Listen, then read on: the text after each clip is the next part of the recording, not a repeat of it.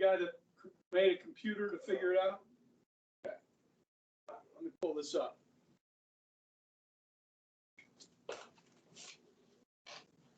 People with ADHD save 10 hours studying with this Chrome extension. But no, by all means. Sorry.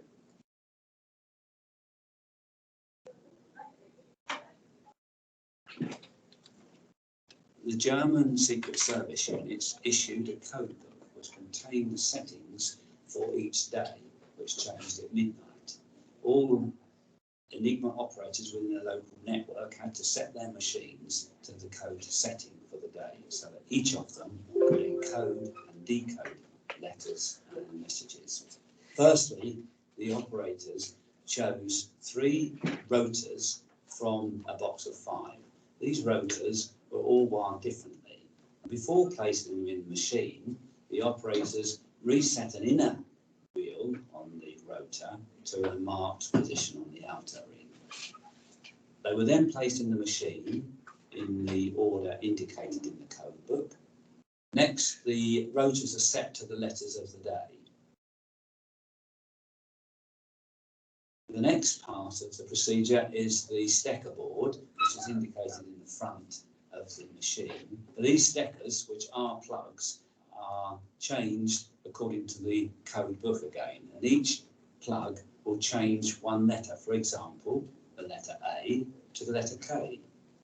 When the operator presses, let's say, the letter A, it sets up an electric current which runs through the machine, first through the stecker board, changing the letter each time it goes, then runs to the rear of the machine, first through the 3 rotors, hits a reflector plate, and comes back on a different part of the 3 rotors again, finally lighting a lamp at the rear of the machine, indicating another letter other than the one which was pressed. The Enigma machine cannot encode the letter that you press in the first instance.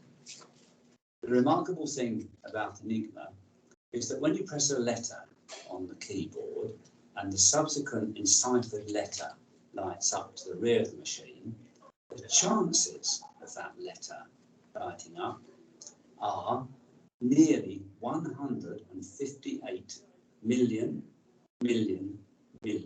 to 1. Now, to put that into perspective, your chances of winning the British National Lottery are approximately 18 million to 1. It's a misconception that if you have an Enigma machine, you can break any Enigma messages. This, of course, is completely untrue. It's necessary to break the key setting for the day before you can understand an Enigma message. So what Alan Turing did, guys, was create a computer that reverse engineered the messages so that they could figure out what the settings were, the 3-letter settings on the 3 rotors, okay? Once you had that, you could decipher everything, okay? And so this was a vital importance in helping the Allies win the war, okay? Now, did I get a chance to talk about this over here? The Allied command? Eisenhower was in charge, and then Monty. And, okay.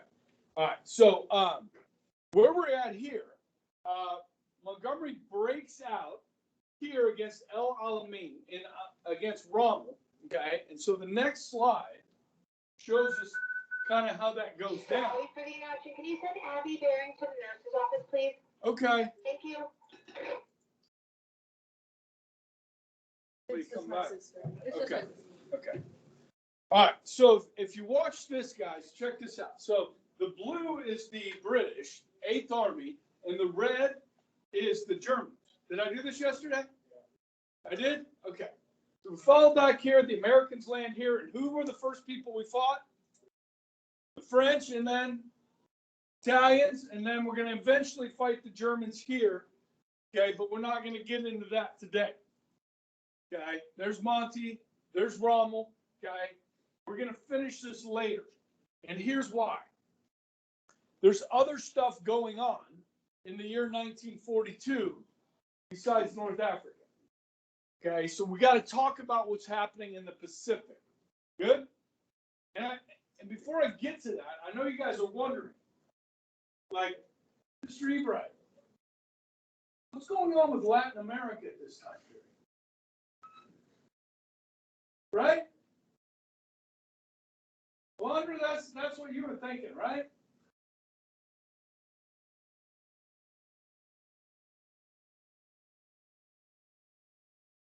What's going on with Latin America? Okay. Did I do this?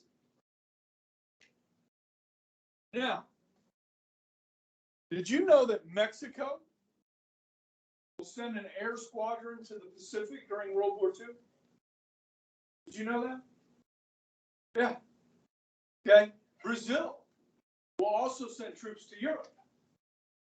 Okay. Now, you remember something called the Good Neighbor Policy? Where we tried to make sure everybody in our hemisphere was our friend. Yes? That pays dividends.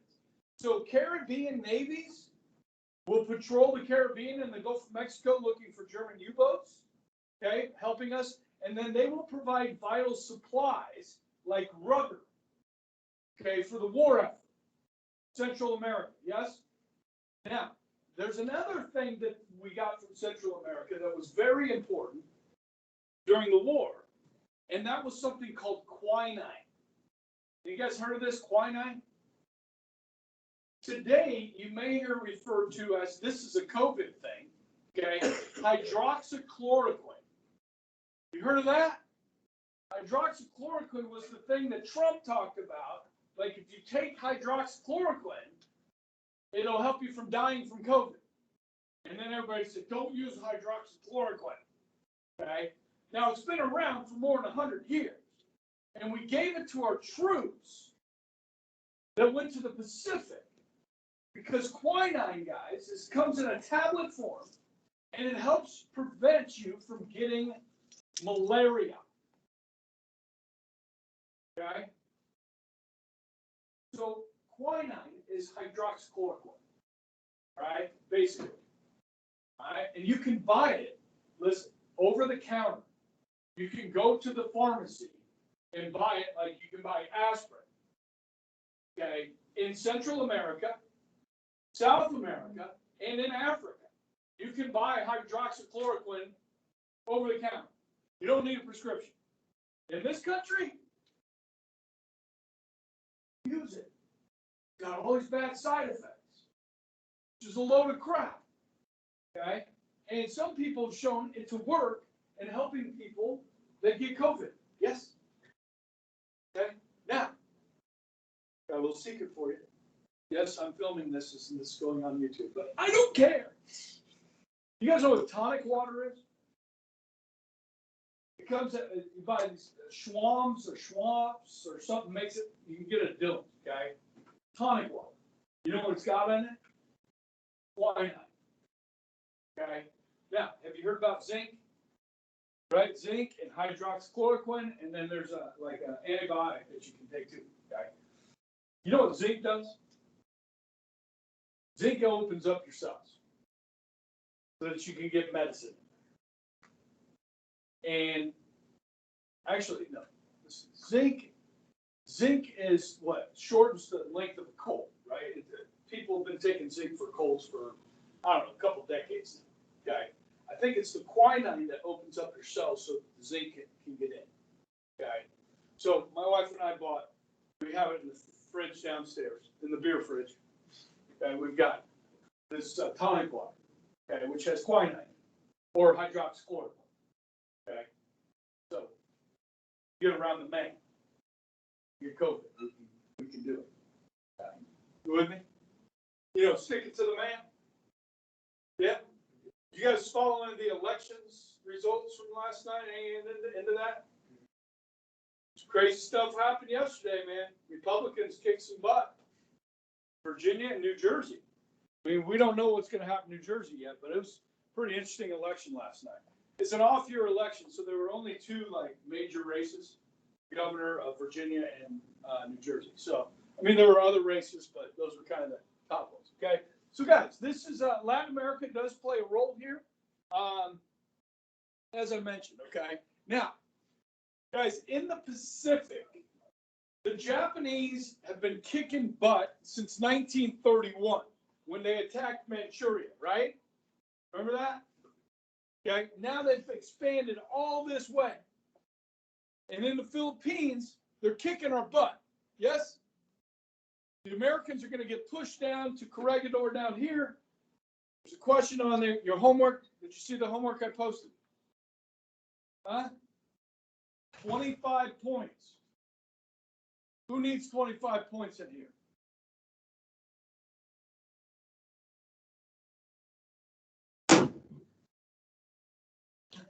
Londra, sleep in study hall. Don't sleep during my lecture. I put an assignment on yesterday. 25 points. Who needs 25 points in here? Yes. Who else? What do you say? I need to show you your grade? Who needs 25 points? I already said I did.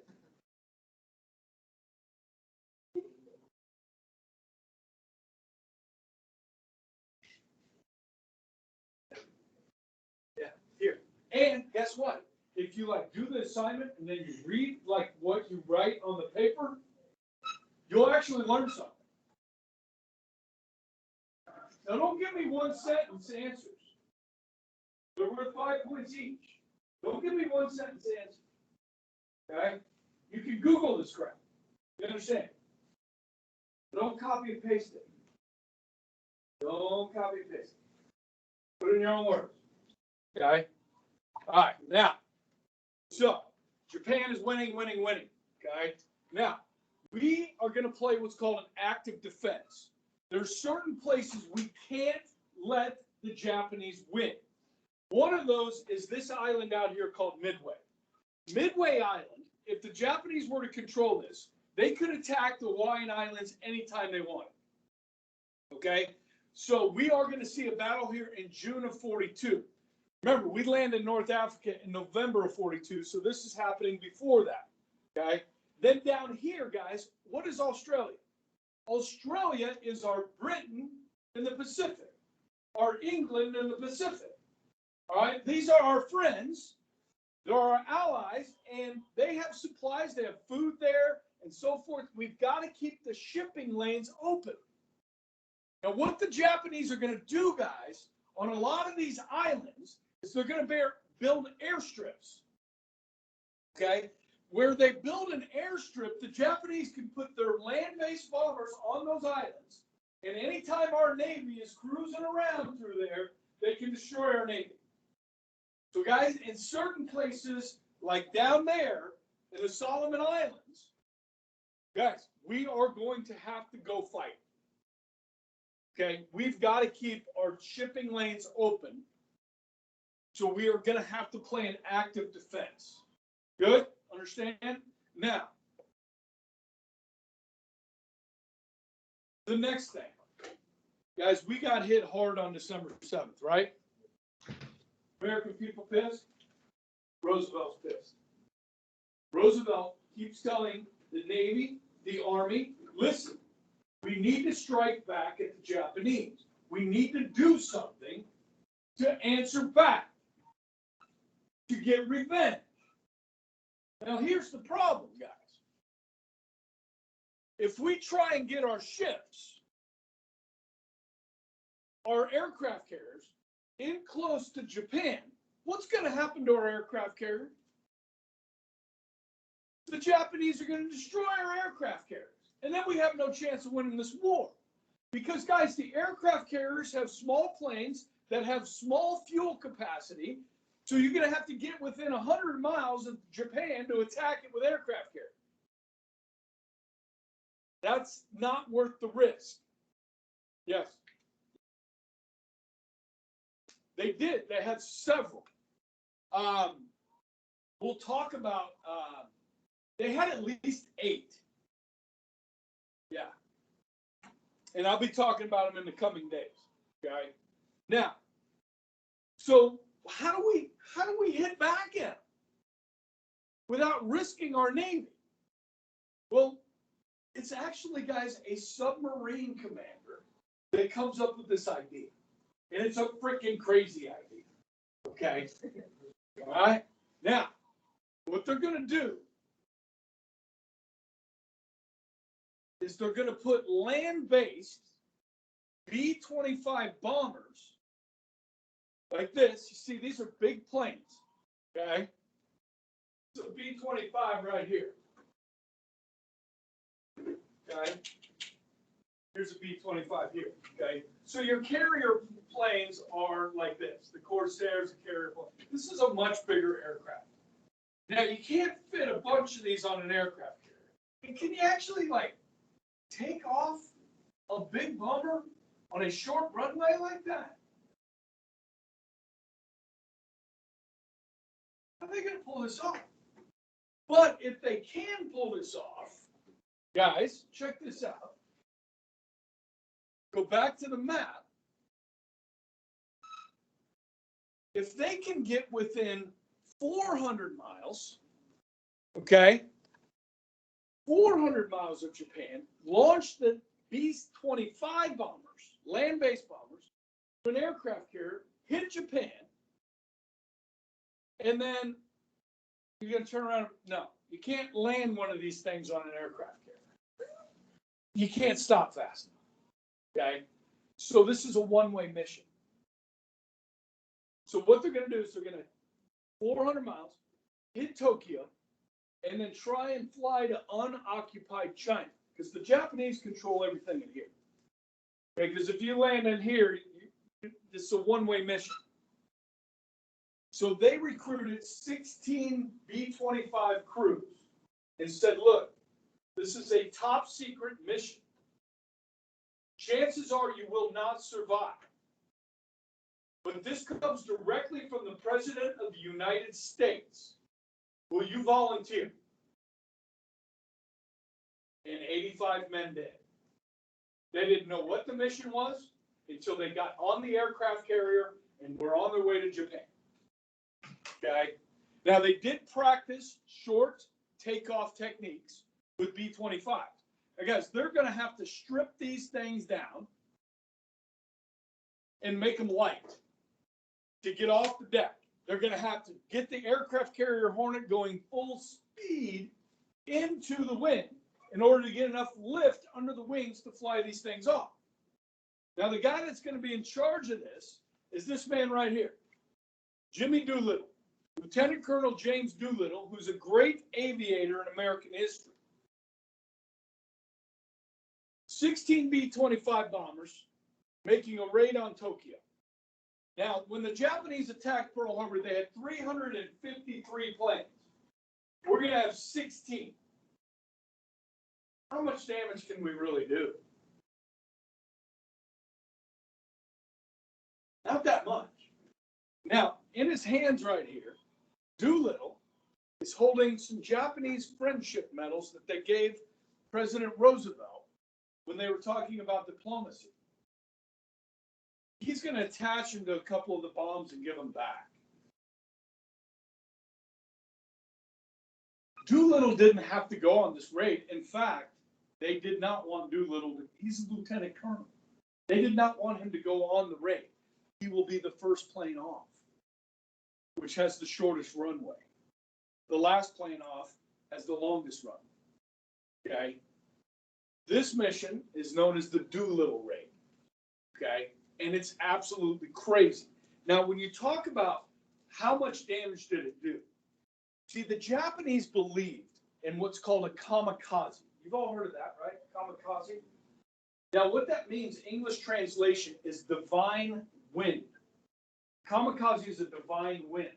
And back in the 13th century, the Mongols, you remember here, the Mongols were trying to invade Japan by sea. And they had a bunch of ships, and they're going out to invade Japan. And a typhoon, what we call a hurricane, comes and sweeps the Mongol armada out to sea. And they don't invade Japan. So for 700 years, 600 years, the Japanese believe that they're protected by this divine wind. When these 16 bombers came in and bombed Tokyo, that belief is shattered. And it scares the crap out of the Japanese. They feel now they are vulnerable. Now, it's not like we can pull this off every week. You know what I mean? This is like a crazy thing. But it does make the Japanese put up a larger perimeter. Now, I know we got some football guys in here, but I think everybody in here has at least watched a football game before. Okay, so let me give you an analogy. You're playing the Tampa Bay Buccaneers. Who's their quarterback? Tom Brady. Okay, he used to be with the Patriots. He's got more Super Bowls than anybody. Okay, so Tom Brady's team is losing. There's a minute left in the game. Okay, let's say they're playing for Bears. Okay, and the Bears have a 7-point lead.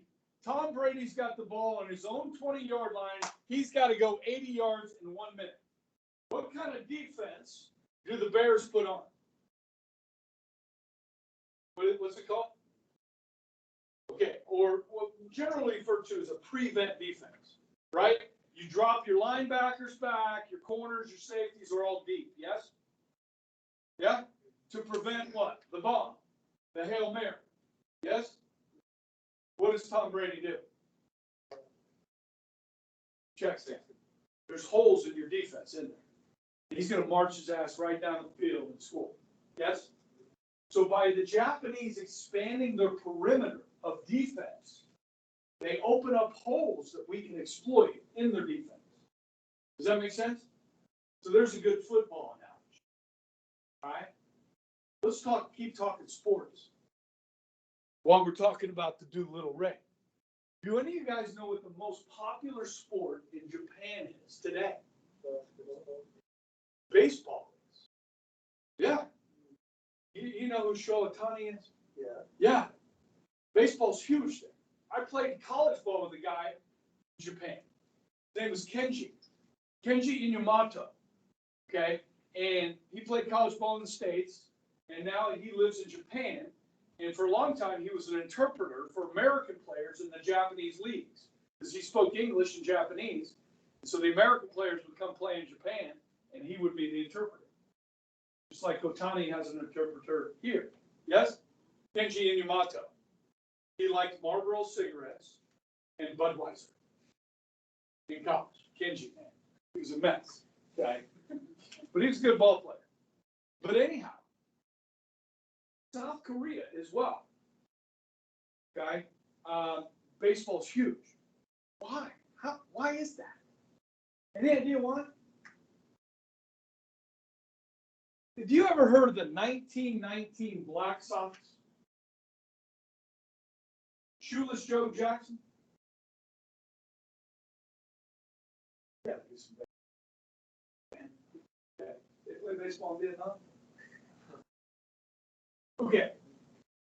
Guys, back in the early part of the century, baseball players didn't make near as much money as they did. Okay, so in 1919, the Chicago White Sox were the best team in Major League Baseball. They're playing the Reds in the World Series. But a bunch of the White Sox players, they don't make much money. So these gamblers said, look, if you throw the World Series, like try and lose, we'll bet against you, bet for the Reds. And when we make all this money because you lose, because you're favored, you're going to win. If you lose, we'll pay you all this money. These gamblers did this. And so several of the White Sox players lost the World Series for the team, and they got paid. Follow me? And then they were banned from baseball forever. And one of those was Shoeless Joe Jackson, guy who actually hit like 350 in the World Series. And he did get paid, though. But he played pretty good. Okay? But the trust was gone. He was banned for life, just like Pete Rose. Okay? Now, so in the 1920s, guys, these major league players would go out and do what were called barnstorming tours. They'd come to cities like Wichita and play local teams and make money. And Babe Ruth, you've all heard of that, right? Babe Ruth. Babe Ruth would go along with these guys because the players knew if Babe went with us, all these people will come watch, they'll pay money, and we'll make money. Babe was making money. But Babe was doing this out of the kindness for his teammates and stuff, okay? Guys, they went to Japan. Babe Ruth went to Japan in the 1920s to introduce the game of baseball and make money. And he took a bunch of major league players with him, okay? And one of those players was a catcher from the Washington Senators. He also played for the Boston Red Sox, okay? This catcher was not an all-star. He had played baseball at Yale. This baseball player's name was Mo Berg. He was fluent in 5 languages. Usually baseball players aren't that smart. But this one was, okay? And one of those languages is Japanese. Mo Berg had a part-time job besides Major League Baseball. He was working for the director of the OSS. The OSS is the Office of Strategic Services, what today we call the CIA. Okay? He was a spy. So Mo Berg went with Babe Ruth to Tokyo. They gave him a camera that would take panoramic pictures. Okay? He dressed as a tourist. He's wearing a kimono. He's got binoculars. He goes to the tallest building in Tokyo, which is a hospital. And he takes pictures of the city, panoramic pictures. It is those pictures that this catcher, this spy, this baseball player took that were used by Doolittle to pick out targets for this air raid in 1942. Okay. There's a book about him called The Catcher and the Spy. I don't know if you ever heard of the book, The Catcher in the Rye. You ever heard of that? Yeah. Okay. Now, you want to hear another story about Mo Berg? Mo Berg, by 1944, we're in the heart of the war, man, and it's brutal. And so he's in the bullpen with Boston. He goes, you know, I'm going full time with the OSS. So they send him to Austria, and to like a conference, a scientific conference. And the speaker at the conference is the lead atomic scientist for the Nazi Germans. And we were concerned that the Nazis were trying to build an atomic bomb, because we were. You know what I mean? We were trying to build it. We send him over there to find out whether the Germans are building this bomb. The lead atomic scientist for the Nazis is a guy named Werner Heisenberg. Heisenberg. Say my name. Heisenberg. What's the reference? Anybody else? Isn't that great? Now you know where that name comes from. Okay. Now, Mo Berg is given a pistol and a suicide pill. His job is to find out if the Germans are building the bomb. And if they are, he's to kill Heisenberg, assassinate. Okay? So he goes to this conference. Doesn't really learn anything, so he goes to like a cocktail party afterwards. And he's eavesdropping. He's listening in. And he hears Heisenberg say, it's too bad Germany's already lost the war. And so he knew that the Germans didn't have the bomb or weren't close to getting the bomb. So he didn't have to shoot the guy, and he didn't have to take the suicide pill as, you know, if he got caught. You know what I mean? And some of Mo Berg's exploits are still classified today. Okay? This is a picture that I took at the Spy Museum in Washington, D.C. Have any of you guys been to that? The Spy Museum. It's pretty cool. Now, you can see my son over here in the reflections. Oh my gosh, Dad, this is so boring. Okay. I thought it was cool because I taught about Mo Berg.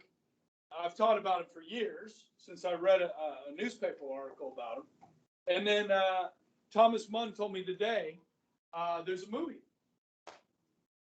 that came out about 3 years ago called The Catcher Was a Spy. Not The Catcher and the Spy. Okay. So it's a great story, yes? So I gave you two analogies here today. Football analogy and a baseball one, right? And it's good stuff, okay? he wasn't really famous. Remember I told you how presidents throw out the first pitch? And they would do that from the stands before they went out on the mound. Well, one year, Roosevelt's throwing out the first pitch, and Mo Berg's playing for the Senators. They're all gathered around the presidential box. Roosevelt throws it out, and he sees Mo. He goes, "Hey, Mo, how you doing?" Mo's like, "Hey, Mr. President." The other players are like, "How does Roosevelt know this guy?" You know what I mean? He almost gave it away. He had been in meetings in the Oval Office with Roosevelt. He was a real spy. Okay, pretty cool story. All right, so how much time we got?